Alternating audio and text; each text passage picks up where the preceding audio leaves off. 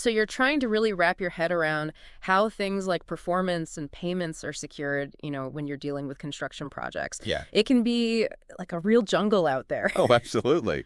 But don't worry, you've come to the right place, because today we're doing a deep dive into, well, we're pulling out the really essential stuff from this RICS Practice Information Security and Performance Documents Guide.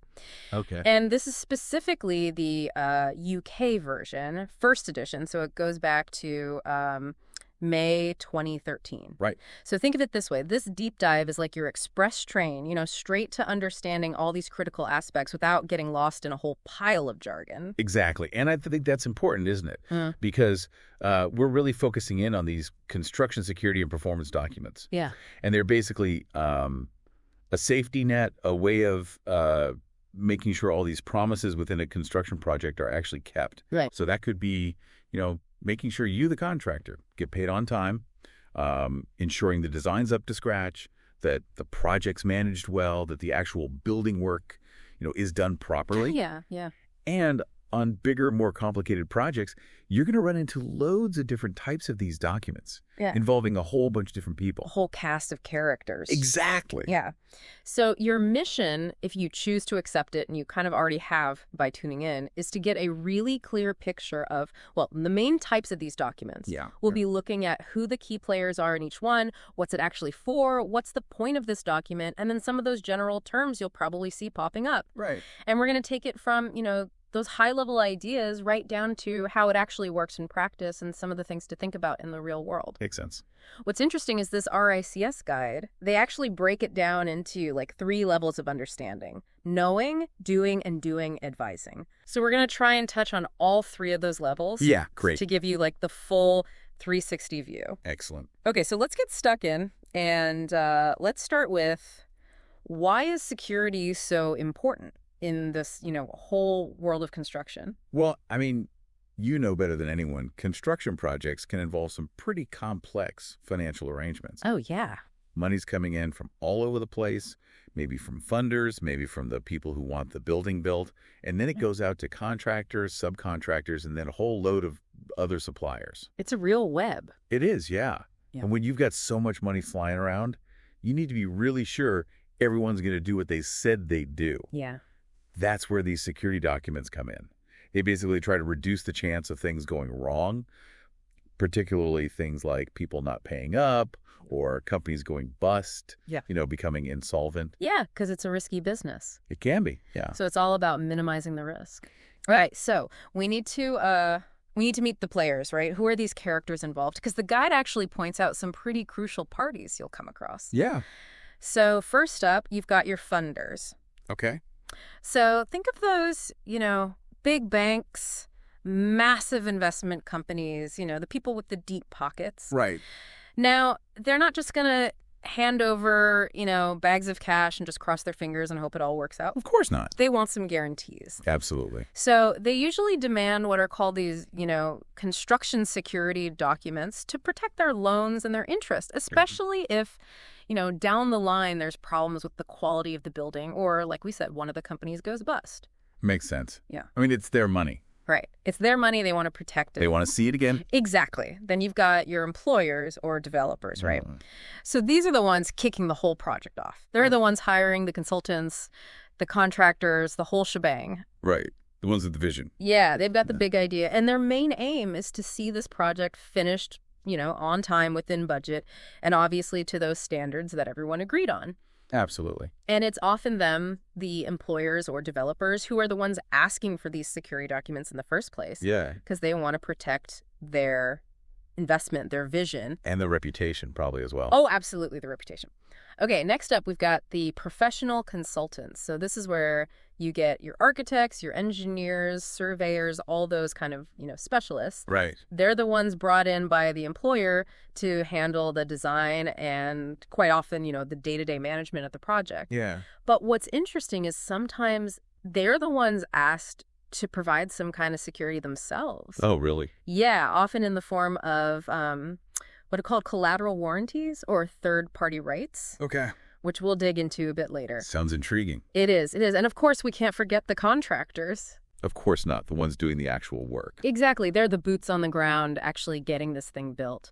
And they often hire subcontractors to, take on different bits of the project. Yeah, specialist trades and things like that. Yeah, exactly. Okay. Exactly. And it's pretty common for both those main contractors and their subcontractors to be asked to provide, that performance security Right. to whoever hired them. Yeah, makes sense. Yeah, so everyone's kind of got to prove they're good for it, Absolutely, yeah.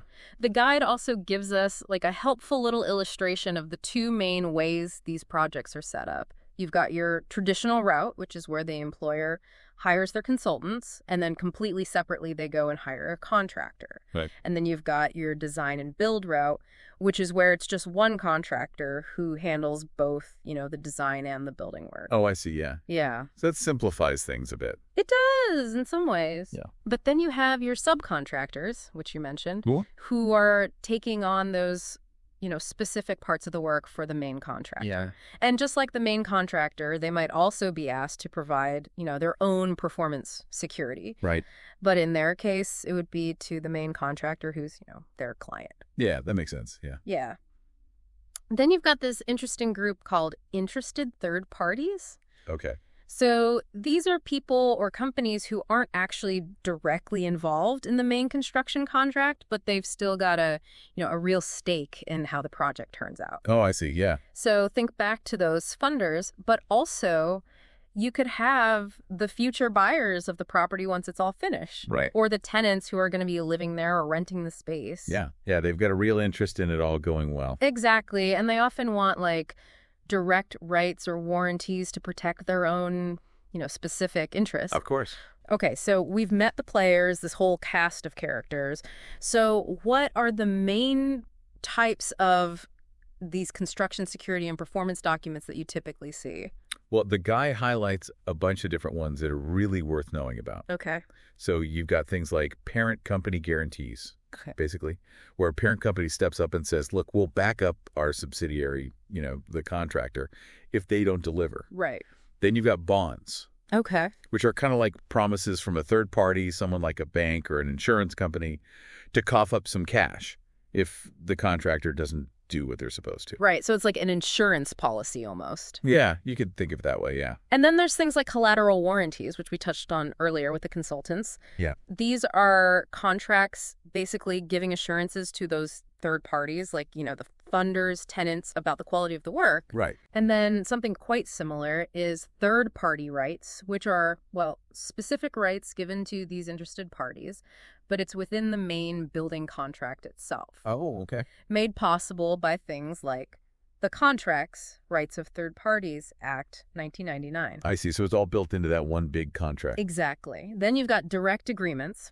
Okay. These are often between a funder and a contractor. Right. And they can give the funder some pretty powerful powers, like step-in rights if the employer kind of hits a snag. Interesting. And finally, you've got those payment security methods, things like escrow accounts and project bank accounts. Right. These are basically designed to make sure that the payments to the contractor and sometimes further down the chain are all secure. Okay. Yeah, that's important. So we've got a good lay of the land now. We've kind of seen the playing field. Yeah, we've met the players. We've met the players. Let's get into the nitty-gritty of how these things actually work. Let's do it. So we're moving up to that doing level of understanding, as the guide calls it. Okay. Love it. Let's start with parent company guarantees. What do they actually achieve? Well, it's pretty much what it says on the tin, really. A parent company guarantee means the parent company, they were called the guarantor. They step up and basically guarantee the performance of their subsidiary, which is the contractor. Right, right. So if that contractor, the subsidiary, doesn't do what they're supposed to under the building contract, the employer can go knocking on the parent company's door and say, hey, you got to step in, make sure this gets done. Oh, I see, yeah. And the thing is, the strength of this guarantee really depends on how financially sound the parent company is. Yeah, because if they're not in a good place... Exactly. It's not worth the paper it's written on. It's just empty words. So who are the usual suspects? The typical parties involved when you've got a parent company guarantee. Well, you've got your employer, obviously. Yeah. You've got the contractor, which is the subsidiary company. And then the parent company is the one acting as the guarantor, the one putting their neck on the line. Right. And what kind of stuff would you typically see written into one of these guarantees? Well, there's a few important bits. First off, it'll clearly say that the guarantor is going to do the contractor's job if the contractor doesn't. Okay. But then you'll often see this thing called a limitation of liability clause. Right. And that basically says the guarantor is only liable for the same amount as the contractor would have been. Okay. So they're not on the hook for more than the original contractor would have been responsible for. Right, so it's capped. Exactly. These guarantees also usually have an expiry date. Oh, right, so it's not forever. No. After a certain point, they're off the hook. They wash their hands of it. Exactly. And then they'll usually have a section on how any disputes about the guarantee are going to be settled. Okay, right, so it's all laid out. It should be, yeah. Okay, so that's pretty clear. Let's move on to bonds. Okay. Now, these sound like a bit more of a formal kind of commitment. They are, yeah. A bond is basically a promise made by a bondsman, which is usually a bank or an insurance company, to pay a specific amount of money to the employer if the contractor messes up. Right. So the big difference with a parent company guarantee is instead of the parent company actually doing the work, a bond is just a payout if things go wrong. So it's cash rather than action. Exactly. Cold, hard cash. And there are different types of bonds, right? The guide mentions a few. Yeah, there's a whole bunch, and each one's for slightly different things depending on, what risks you're trying to cover. Okay. The most common one is probably the performance bond. Okay. This one's all about the contractor actually doing what they said they would in the building contract. Right. If they don't, the employer can call on the bond, which means they can claim some money back. Oh, I see. But, actually claiming on these performance bonds can be a bit of a headache sometimes. It can take ages and actually cause more delays in the project. Right, so it's not a quick fix. Not always, no. What about advance payment bonds? Right. Yeah. When would you typically see one of those being used? Well, these come into play when the employer pays the contractor up front, maybe to help them get started on site. Okay, yeah, to cover those initial costs. Exactly. And this type of bond is there to protect the employer. Right. So if they've handed over this advance payment and then the contractor just disappears or doesn't do the work, the bond makes sure they get their money back. Oh, I see. So it's all about managing the risk of paying up front. It's a safety net. Exactly.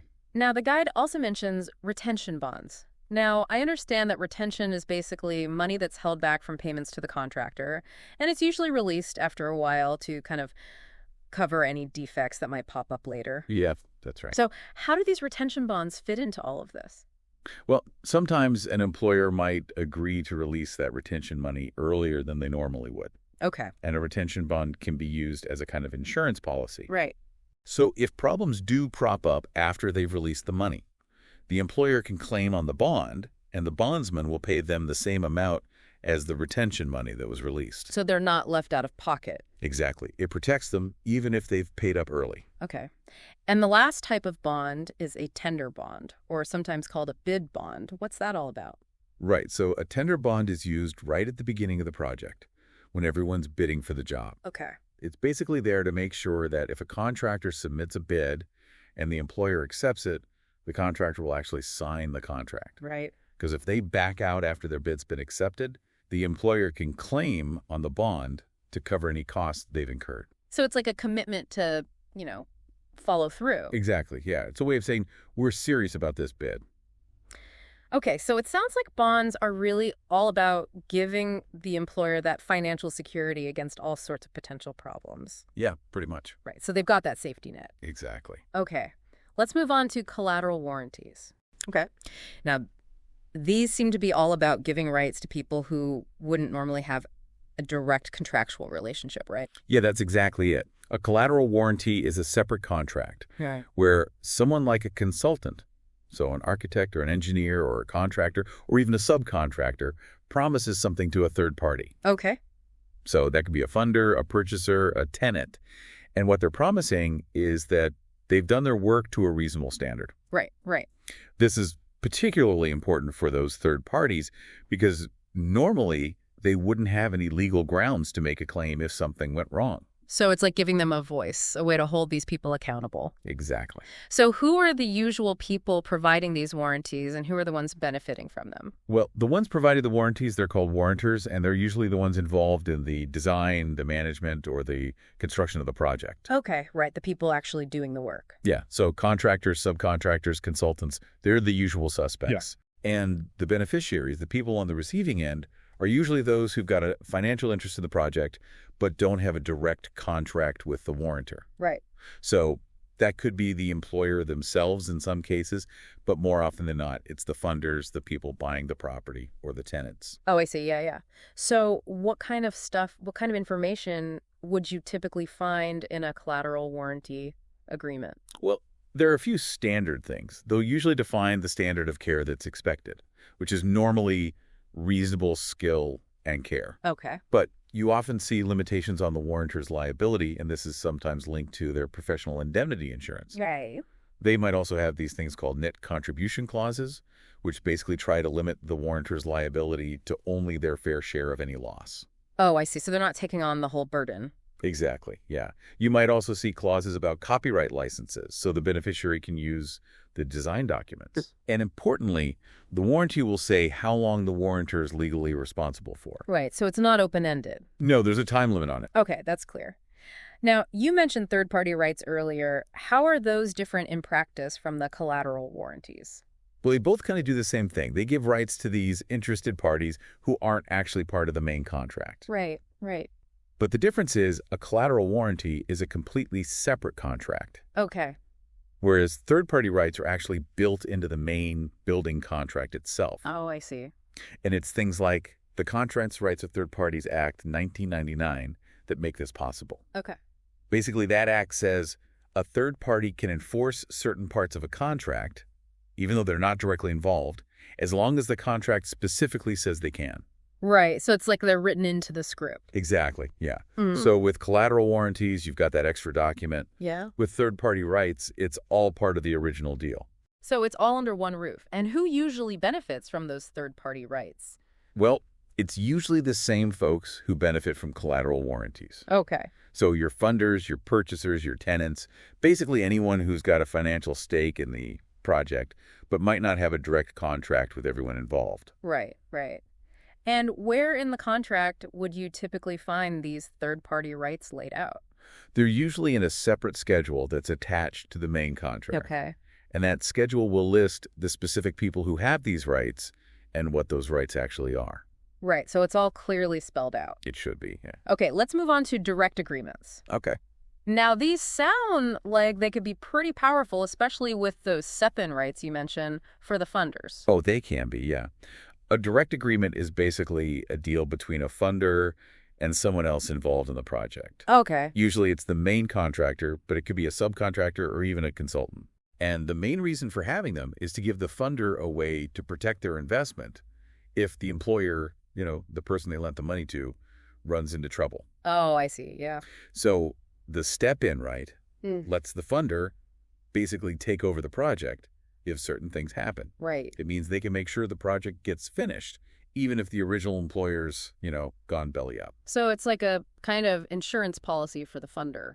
Yeah, that's a good way to put it. So they can step in and take control. Exactly. What kind of things are usually included in these direct agreements? Well, they often give the funder the power to actually fire the contractor or consultant and hire someone else to finish the job. Wow. Yeah, it gives them a lot of control in a tricky situation. Right, they can really take the reins. Okay, finally, let's talk about payment security methods. Okay. The guide mentions escrow accounts and project bank accounts. How do these work to make sure everyone gets paid?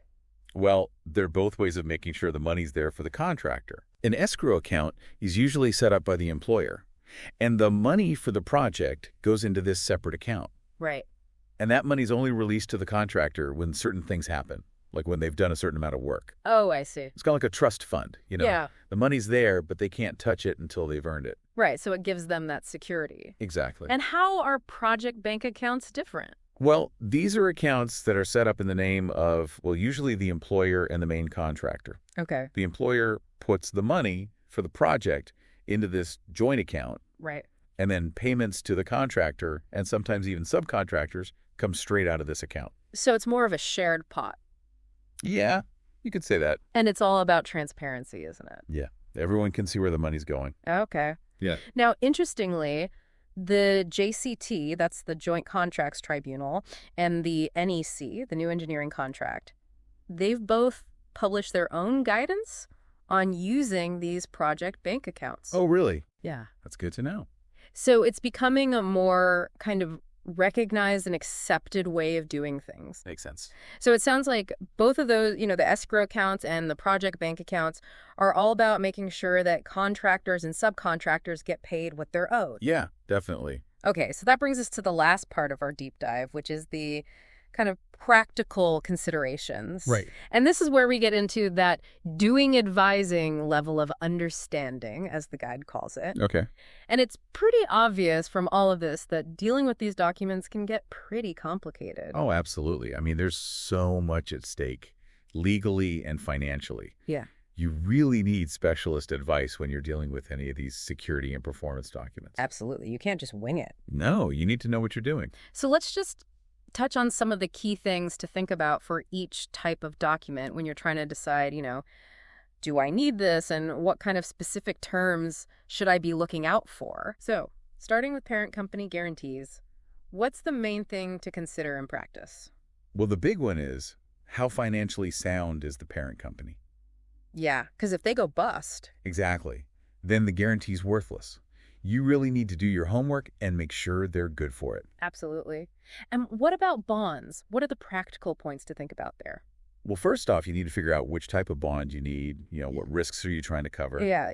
And then you need to decide how much cover you need, how much money will the bond pay out if you need to claim on it. Right. So it's got to be enough to actually cover the potential losses. Exactly. Yeah. Okay. And collateral warranties, what should people be particularly mindful of there? Well, you need to be really clear about what exactly the warranty covers. Right. And you also need to pay close attention to any limitations on the warrantor's liability. Okay. So things like their insurance and any of those net contribution clauses we talked about. Right. So it's about knowing the boundaries. Yeah, exactly. And for third-party rights, what are the key things to make sure are in place? Well, the most important thing is that the rights are really clearly defined, Yeah. and that they actually hold up legally under that Contracts Rights of Third Parties Act. Right. So there's no wiggle room for, arguments later down the line. Exactly, yeah. And what about those direct agreements, especially the ones with the step-in rights for the funder? What are the critical things to get right there? Well, you need to be crystal clear about what triggers the funder's right to step in. Okay. What specific things have to happen for them to take over. Right, yeah. Well, the funder and the contractor need to know exactly what those triggers are. So there's no confusion. Exactly. And you also need to spell out what the funder is responsible for if they do step in. Okay, so what are they taking on? Yeah, what are their obligations? And finally, for those payment security methods like the escrow accounts and project bank accounts, what are the practical things to think about? Well, for both of those, you need really clear rules about how the account's going to work and when the money can be released. Right. So who has control of the account? Yeah. What documents are needed to trigger a payment? Okay. You need to have all of that agreed up front. So everyone's on the same page. Exactly. Okay, so it's clear that all of these different documents need to be thought through carefully. Oh, absolutely. And like we said, it's often best to get professional advice to make sure you're doing it right. Definitely, yeah. You can't just use a one-size-fits-all approach. No, each project's different. Each project has its own, quirks and challenges. Absolutely. Well, that brings us to the end of our deep dive into the fascinating world of construction security and performance documents, all thanks to this RICS Practice Information Guide. Yeah, it's been a good one. So to wrap things up, just to summarize what we've talked about, these documents are, they're essential in the construction industry. Oh, yeah, they really are. They help manage all sorts of risks, and ultimately, they help make sure that projects get finished successfully. Absolutely. And that's good for everyone, right? Everyone, yeah. The funders, the employers, the contractors, and all those other interested parties. Exactly. And as we've seen, each type of document, from parent company guarantees to bonds, collateral warranties, third-party rights, direct agreements, and all those payment methods, they all have their own specific purpose. Yeah. They're all about providing security for different aspects of this whole construction process. Which can be pretty complicated, as we've seen. Oh, yeah. So really understanding these documents, why they exist, who's involved and what all the jargon means, it's crucial, isn't it? Oh, absolutely. If you want to manage projects well, allocate risks properly, and ultimately deliver successful projects. And on that note, here's a final thought to chew on as you go about your day. Given how complex, construction projects are coming, these huge, mega projects, how do you think the use of these security and performance documents is going to change in the future? That's a good question. What new challenges might we see? Yeah. What new solutions might be developed? Yeah, it's definitely something to think about. And how will all this impact everyone involved, all those different stakeholders we've been talking about? Absolutely. It's food for thought, isn't it? Definitely is.